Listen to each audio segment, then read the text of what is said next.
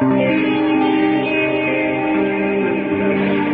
the Time in the World by Arthur C. Clarke.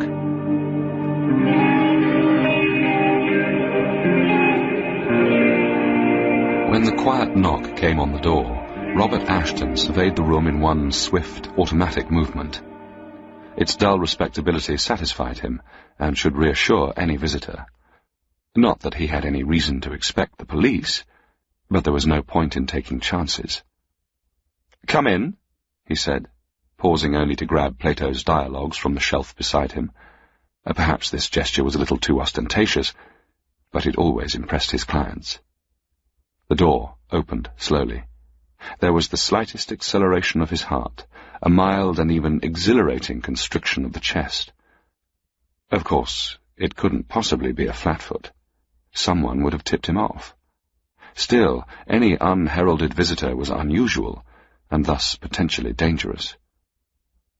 Ashton laid down the book and glanced toward the door. "What can I do for you?" He did not get up. Such courtesies belonged to a past he had buried long ago.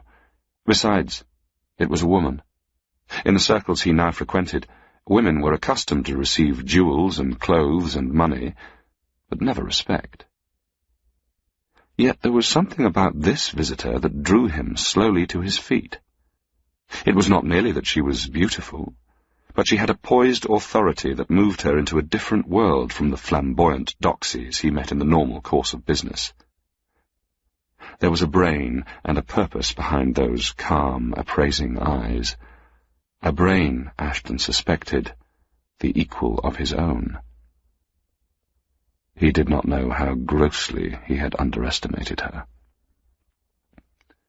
"Mr. Ashton," she began, "let us not waste time. I know who you are, and I have work for you. Here are my credentials." She opened a large, stylish handbag and extracted a thick bundle of notes. "You may regard this," she said, "as a sample." Ashton caught the bundle as she tossed it carelessly toward him. It was the largest sum of money he had ever held in his life. He ran his thumb to and fro along the edge of the wad, as if feeling a pack for a marked card, and said thoughtfully, "I'd like to know where you got these. If they aren't forgeries, they must be hot, and will take some passing." "They are genuine. A very short time ago, they were in the Bank of England. But if they are of no use to you, throw them in the fire. I merely let you have them to show that I mean business." "Go on." He gestured to the only seat and balanced himself on the edge of the table. She drew a sheaf of papers from the handbag and handed it across to him. "I am prepared to pay you any sum you wish, if you will secure these items and bring them to me at a time and place to be arranged. What is more, I will guarantee that you can make the thefts with no personal danger." Ashton looked at the list and sighed. The woman was mad. Still, she had better be humoured. There might be more money where this came from. "I notice," he said mildly, "that all these items are in the British Museum, and that most of them are, quite literally, priceless. By that I mean that you could neither buy nor sell them." "I do not wish to sell them. I am a collector." "So it seems. What are you prepared to pay for these acquisitions?" "Name a figure." Ashton weighed the possibilities. He took a certain professional pride in his work, but there were some things that no amount of money could accomplish. Still, it would be amusing to see how high the bidding would go. "I think a round million would be a very reasonable figure for this lot." "I fear you are not taking me seriously, Mr. Ashton. With your contacts, you should be able to dispose of these." There was a flash of light, and something sparkled through the air. Ashton caught the necklace before it hit the ground, and despite himself was unable to suppress a gasp of amazement. A fortune glittered through his fingers. The central diamond was the largest he had ever seen. His visitor seemed completely indifferent as he slipped the necklace into his pocket. Ashton was badly shaken. He knew she was not acting. To her, that fabulous gem was of no more value than a lump of sugar. This was madness on an unimaginable scale. "Assuming that you can deliver the money," he said, "how do you imagine that it's physically possible to do what you ask? One might steal a single item from this list, but within a few hours the museum would be solid with police." She smiled, rather sadly, as if humouring a backward child. "If I show you the way," she said softly, "will you do it?" "Yes. For $1 million. "Have you noticed anything strange since I came in? Is it not very quiet?" Ashton listened. My God, she was right. This room was never completely silent, even at night. "Go to the window." He obeyed the order and drew aside the grimy lace curtains with fingers that shook slightly, despite all attempt at control. Then he relaxed. The street was quite empty, as it often was at this time in the mid-morning. There was no traffic, and hence no reason for sound. Then he glanced down the row of dingy houses towards the shunting yard. His visitor smiled as he stiffened with the shock. "Tell me what you see, Mr. Ashton." He turned slowly, face pale. "What are you?" he gasped. "A witch?" "Don't be foolish. There is a simple explanation.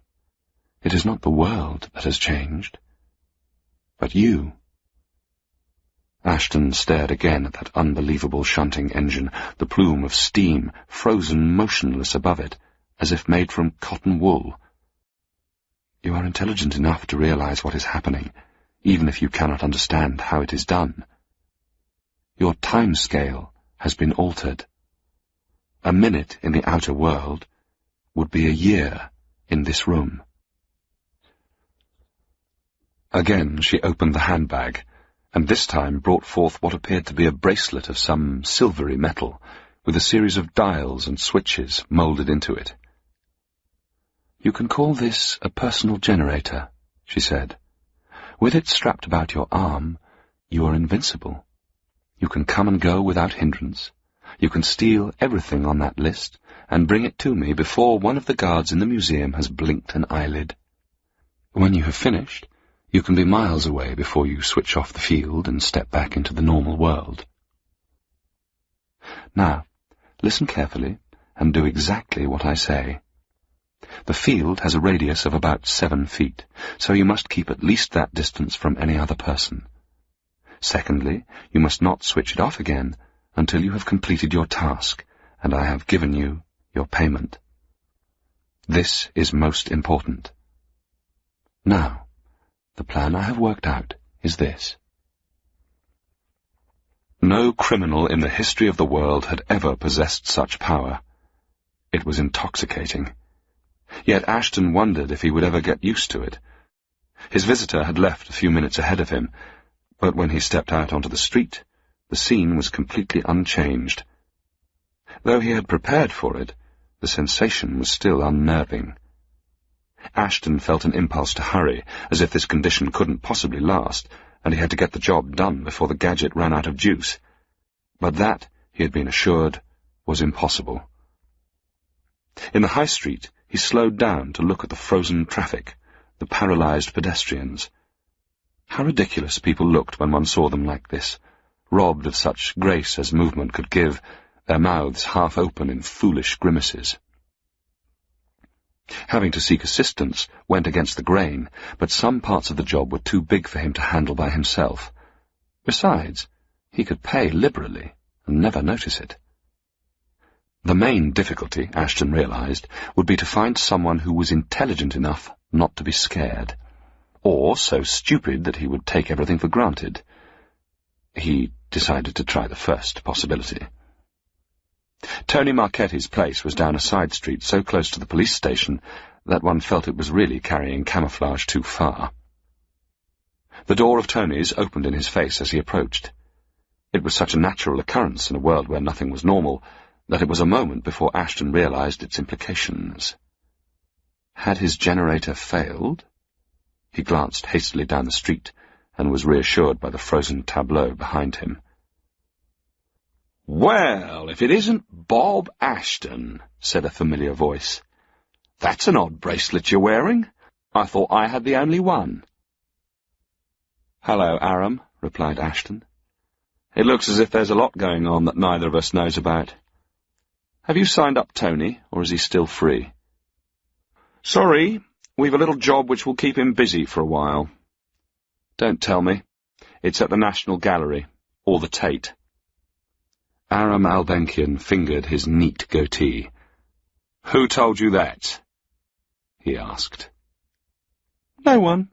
But, after all, you are the crookedest art dealer in the trade, and I'm beginning to guess what's going on.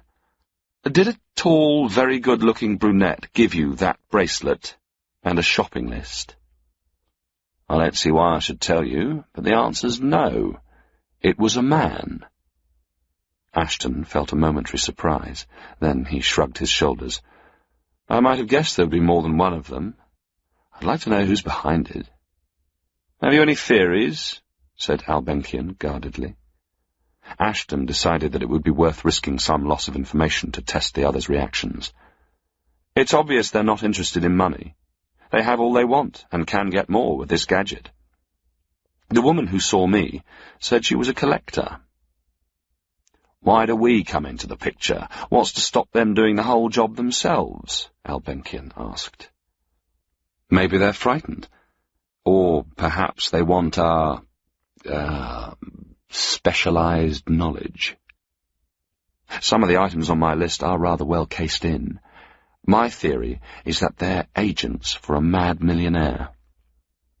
It didn't hold water, and Ashton knew it, but he wanted to see which leaks Albenkian would try to plug. "My dear Ashton," said the other impatiently, holding up his wrist, "how do you explain this little thing? I know nothing about science, but even I can tell that it's beyond the wildest dreams of our technologies. There's only one conclusion to be drawn from that." "Go on." "These people are from somewhere else. Our world is being systematically looted of its treasures. You know all this stuff you read about, rockets and spaceships? Well, someone else has done it first." Ashton didn't laugh. The theory was no more fantastic than the facts. "Whoever they are," he said, "they seem to know their way around pretty well. I wonder how many teams they've got. Perhaps the Louvre and the Prado are being reconnoitred at this very minute. The world's going to have a shock before the day is out." They parted amicably enough. For a fleeting moment, Ashton thought of trying to buy over Tony, but there was no point in antagonizing Albenkian. Steve Regan would have to do. That meant walking about a mile, since, of course, any form of transport was impossible. He would die of old age before a bus completed the journey. It astonished Ashton that even such a fool as Steve could take the accelerator so calmly. There was something to be said, after all, for the comic strips which were probably his only reading. After a few words of grossly simplified explanation, Steve buckled on the spare wristlet, which, rather to Ashton's surprise, his visitor had handed over without comment. Then they set out on their long walk to the museum. Ashton, or his client, had thought of everything. They stopped once at a park bench to enjoy some sandwiches and regain their breath. When, at last, they reached the museum, neither felt any the worse for the unaccustomed exercise. They walked together through the gates, unable, despite logic, to avoid speaking in whispers, and up the wide stone steps into the entrance hall. Ashton knew his way perfectly. With whimsical humour, he displayed his reading-room ticket as they walked, at a respectful distance, past the statuesque attendants. It was a straightforward but tedious job collecting the books that had been listed. They had been chosen, it seemed, for their beauty as works of art, as much as for their literary content. The selection had been done by someone who knew his job. Had they done it themselves, Ashton wondered? Or had they bribed other experts as they were bribing him? He wondered if he would ever glimpse the full ramifications of their plot. There was a considerable amount of panel smashing to be done, but Ashton was careful not to damage any books, even the unwanted ones. Whenever he had collected enough volumes to make a comfortable load, Steve carried them out into the courtyard and dumped them on the paving stones until a small pyramid had accumulated. They were in the library for 2 hours of their time and paused for another snack before passing on to the next job. On the way, Ashton stopped for a little private business. There was a tinkle of glass as the tiny case, standing in solitary splendour, yielded up its treasure.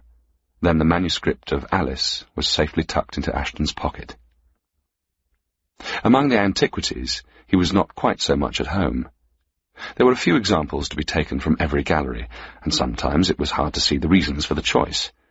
It was as if, and again he remembered Albenkian's words, these works of art had been selected by someone with totally alien standards.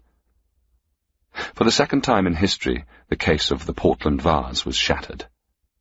In 5 seconds, thought Ashton, the alarms would be going all over the museum, and the whole building would be in an uproar. And in 5 seconds, he could be miles away. It was an intoxicating thought, and as he worked swiftly to complete his contract, he began to regret the price he had asked. Even now, it was not too late. He felt the quiet satisfaction of the good workman as he watched Steve carry the great silver tray of the Mildenhall treasure out into the courtyard and place it beside the now impressive pile. "That's the lot," he said. "I'll settle up at my place this evening. Now, let's get this gadget off you." They walked out into High Holborn and chose a secluded side street that had no pedestrians near it. Ashton unfastened the peculiar buckle and stepped back from his cohort, watching him freeze into immobility as he did so. Steve was vulnerable again, moving once more with all the other men in the stream of time.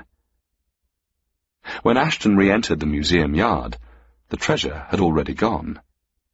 Standing where it had been was his visitor of how long ago? She was still poised and graceful, but, Ashton thought, looking a little tired. He approached until their fields merged and they were no longer separated by an impassable gulf of silence. "I hope you're satisfied," he said. "How did you move the stuff so quickly?" She touched the bracelet around her own wrist and gave a wan smile. "We have many other powers besides this." "Then why did you need my help?" "There were technical reasons. It was necessary to remove the objects we required from the presence of other matter. In this way we could gather only what we needed, and not waste our limited, what shall I call them, transporting facilities. Now, may I have the bracelet back?" Ashton slowly handed over the one he was carrying, but made no effort to unfasten his own. There might be danger in what he was doing, but he intended to retreat at the first sign of it. "I'm prepared to reduce my fee," he said. "In fact, I'll waive all payment. In exchange for this." He touched his wrist. She was watching him with an expression as fathomless as the Gioconda smile. Had that, Ashton wondered, gone to join the treasure he had gathered? "I would not call that reducing your fee. All the money in the world could not purchase one of those bracelets." "All the things I have given you." "You are greedy, Mr. Ashton. You know that with an accelerator the entire world would be yours." "What of that? Do you have any further interest in our planet, now you have taken what you need?" There was a pause. Then, unexpectedly, she smiled. "So, you have guessed I do not belong to your world." "Yes, and I know that you have other agents besides myself. Do you come from Mars, or won't you tell me?" "I am quite willing to tell you. But you may not thank me if I do. Ashton looked at her warily. What did she mean by that? No, I am not from Mars, or any planet of which you have ever heard. You would not understand what I am. Yet I will tell you this. I am from the future. The future? That's ridiculous. Indeed. I should be interested to know why. If that sort of thing were possible, our past history would be full of time travelers. Besides, going into the past could change the present and produce all sorts of paradoxes. Those are good points, though not perhaps as original as you suppose. But they only refute the possibility of time travel in general, not in the very special case which concerns us now. What is peculiar about it? He asked. On very rare occasions, and by the release of an enormous amount of energy, it is possible to produce a singularity in time. During the fraction of a second when that singularity occurs, the past becomes accessible to the future, though only in a restricted way. We can send our minds back to you, but not our bodies. You mean, said Ashton, that you are borrowing the body I see? Oh, I have paid for it, as I am paying you. The owner has agreed to the terms. We are very conscientious in these matters. Ashton was thinking swiftly. If this story was true, it gave him a definite advantage. You mean, he continued, that you have no direct control over matter and must work through human agents? Yes. Even those bracelets were made here under our mental control. She was explaining too much too readily, revealing all her weaknesses. A warning signal was flashing in the back of Ashton's mind, but he had committed himself too deeply to retreat. Then, it seems to me, he said slowly, that you cannot force me to hand this bracelet back. That is perfectly true. That's all I want to know. She was smiling at him now, and there was something in that smile that chilled him to the marrow. We are not vindictive, Mr. Ashton, she said quietly. What I am going to do now appeals to my sense of justice. You have asked for that bracelet. You can keep it. Now I shall tell you just how useful it will be. For a moment Ashton had a wild impulse to hand back the accelerator. She must have guessed his thoughts. No, it's too late. I insist that you keep it. And I can reassure you on one point. It won't wear out. It will last you, again that enigmatic smile, the rest of your life. Do you mind if we go for a walk, Mr. Ashton? I would like to have a last glimpse of your world before I leave it forever. She turned toward the iron gates and did not wait for a reply. Consumed by curiosity, Ashton followed. They walked in silence until they were standing among the frozen traffic of Tottenham Court Road. For a while she stood staring at the busy yet motionless crowds. Then she sighed. I cannot help feeling sorry for them, and for you. I wonder what you would have made of yourselves. What do you mean by that? Just now, Mr. Ashton, you implied that the future cannot reach back into the past, because that would alter history. A shrewd remark, but, I am afraid, irrelevant. You see, your world has no more history to alter. She pointed across the road, and Ashton turned swiftly on his heels. There was nothing there except a newsboy crouching over his pile of papers. Ashton read the crudely lettered words on the placard. Super bomb test today. The voice in his ears seemed to come from a very long way off. I told you that time travel requires an enormous release of energy. Far more than a single bomb can liberate, Mr. Ashton. But that bomb is only a trigger. She pointed to the ground beneath their feet. Do you know anything about your own planet? Probably not. Your race has learnt so little. But even your scientists have discovered that 2,000 miles down, the Earth has a dense, liquid core. That core is made of compressed matter, and it can exist in either of two stable states. Given a certain stimulus, it can change from one of those states to another, just as a seesaw can tip over at the touch of a finger. But that change, Mr. Ashton, will liberate as much energy as all the earthquakes since the beginning of your world. The oceans and the continents will fly into space. The sun will have a second asteroid belt. That cataclysm will send its echoes down the ages, and will open up to us a fraction of a second in your time. During that instant, we are trying to save what we can of your world's treasures. It is all that we can do. Even if your motives were purely selfish and completely dishonest, you have done your race a service you never intended.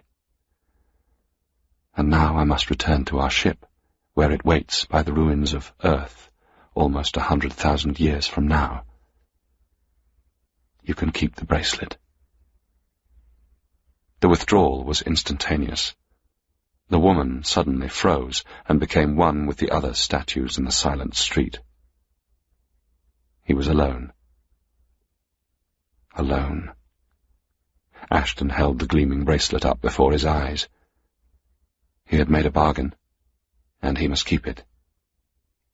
He could live out the full span of his life, at the cost of an isolation no other man had ever known. If he switched off the field, the last seconds of history would tick inexorably away. Seconds. Indeed, there was less time than that, for he knew that the bomb must already have exploded. He sat down on the edge of the pavement and began to think. There was no need to panic.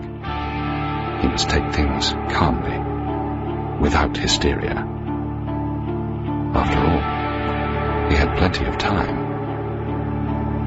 All the time in the world.